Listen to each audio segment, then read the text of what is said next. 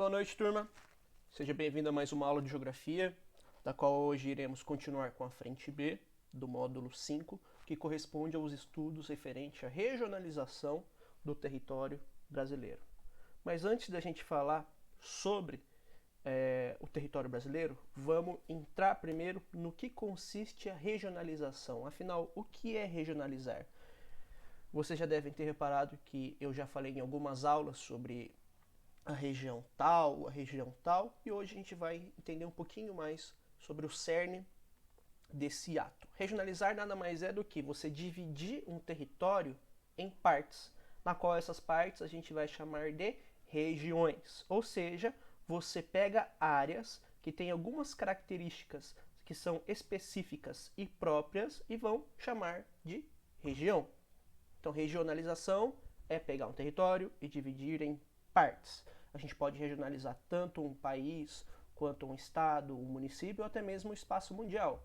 Afinal, os continentes nada mais é do que regiões. Dentre as regiões que estudamos no Brasil, a mais comum é a que foi proposta em 1969 pelo IBGE, chamado de macro-regiões brasileiras. Ela consiste no agrupamento de estados e municípios em regiões com a finalidade de você conhecer melhor a realidade do território brasileiro e facilitar a administração por parte do executivo e do legislativo. Ou seja, ela ajuda a gente a estudar e entender o território brasileiro e ajuda também os responsáveis por gerir nosso país a tomar decisões mais precisas.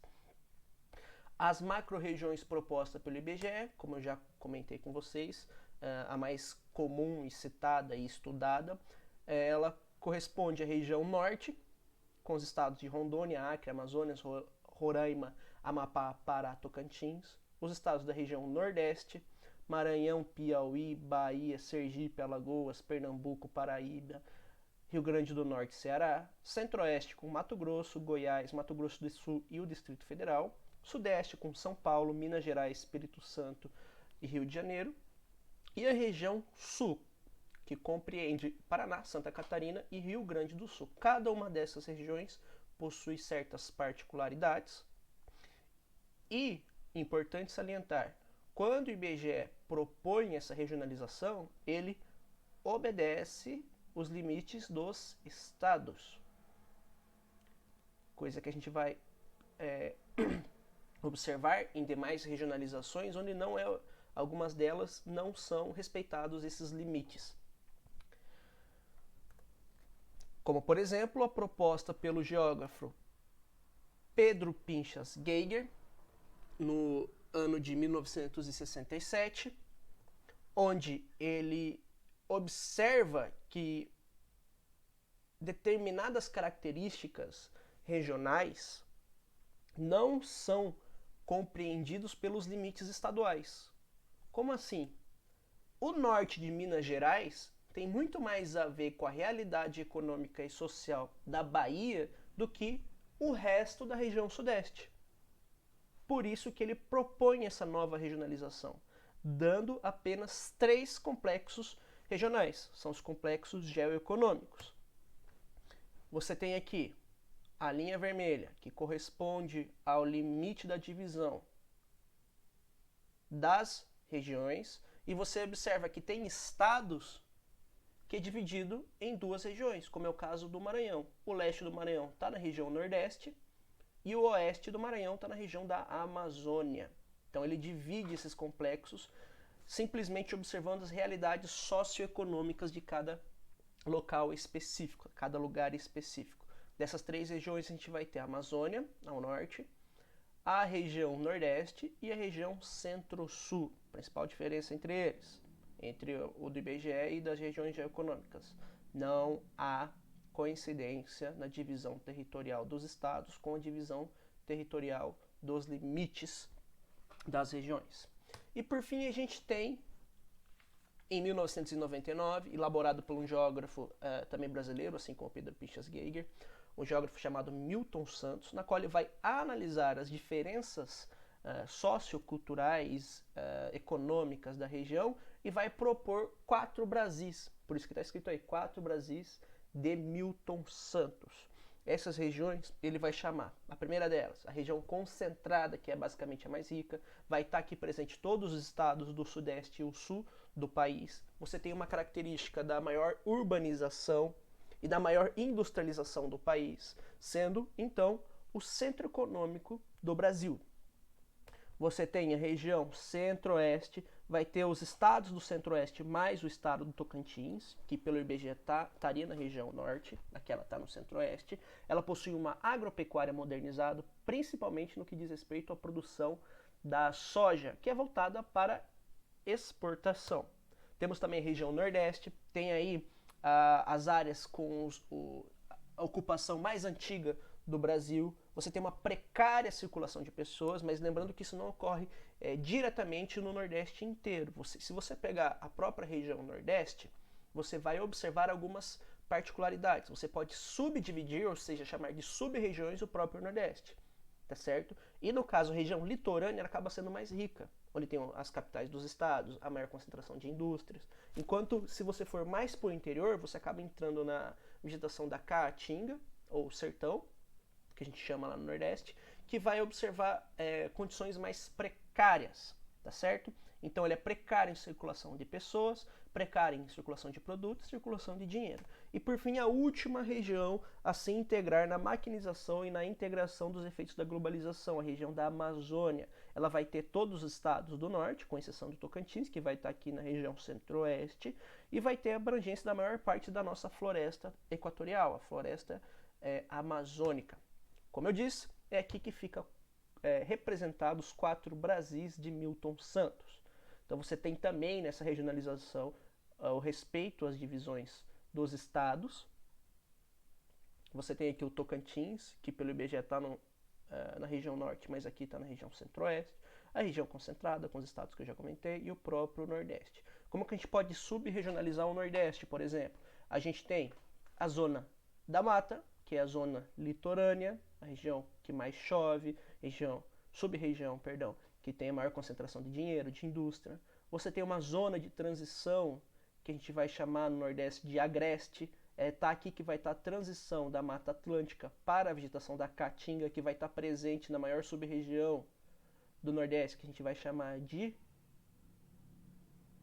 sertão, aqui onde está a Caatinga e a vegetação, o clima e as vegetações e características mais secas. E por fim a gente tem o meio norte, que já é uma área de transição da Caatinga para a floresta amazônica. Então são essas as 4 realidades que a gente acaba estudando do Brasil, segundo os estudos de Milton Santos. Fazendo agora aquele treinamentozinho básico, questãozinha 1, leia. Aliás, pause, leia, depois volte aqui para eu ter seus comentários. A imagem abaixo representa a região nordeste do Brasil, dividida em sub-regiões.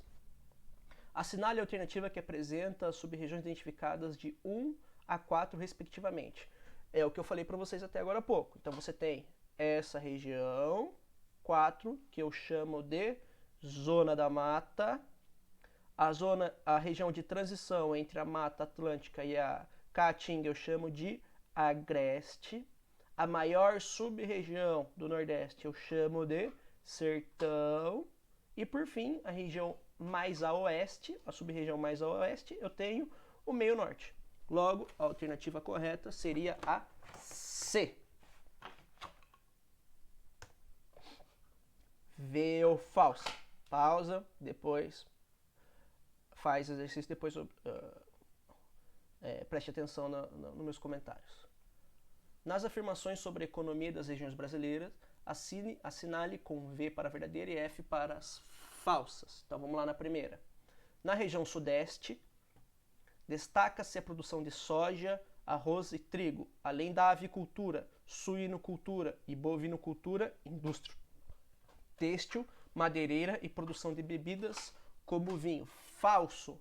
Todas essas descrições aqui correspondem mais à região sul, não à região sudeste. Então, por isso que ela está incorreta. Falsa. Próxima alternativa.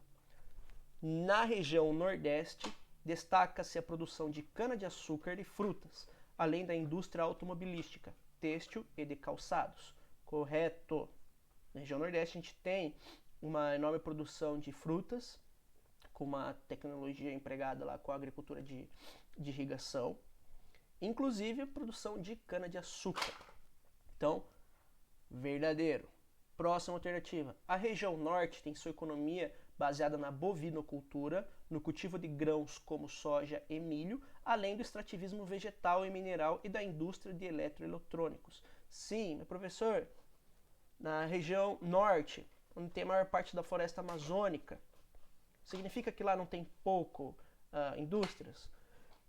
De forma geral, realmente tem. Porém, você tem exceções como a Zona Franca de Manaus, capital do estado do Amazonas, que é uma área altamente industrializada, especialmente na produção de eletroeletrônicos. E, inclusive, você tem também a presença da economia agrária, principalmente no que diz respeito à bovinocultura, cultivo de grãos, como soja também, e o extrativismo vegetal que dispensa explicações, uma vez que você tem na floresta amazônica boa parte de área que pode extrair esses recursos. Verdadeiro também. Depois, na região centro-oeste, a economia é baseada na produção de grãos, tais como soja, milho e algodão, além da bovinocultura e da agroindústria. Correto, como eu falei, a soja tem muita participação ali no centro-oeste. E por fim, a região sul destaca-se pela produção de cana-de-açúcar, algodão, café, laranja e extração de petróleo, além de possuir o setor industrial mais desenvolvido do país.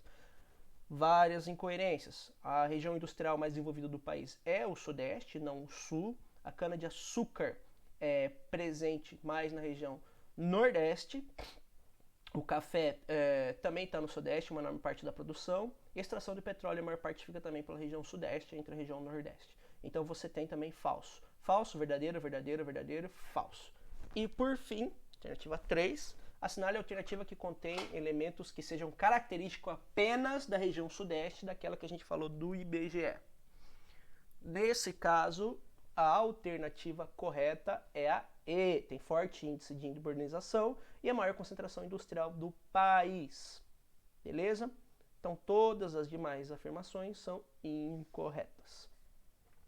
Muito obrigado pela presença de vocês. Até a nossa próxima aula.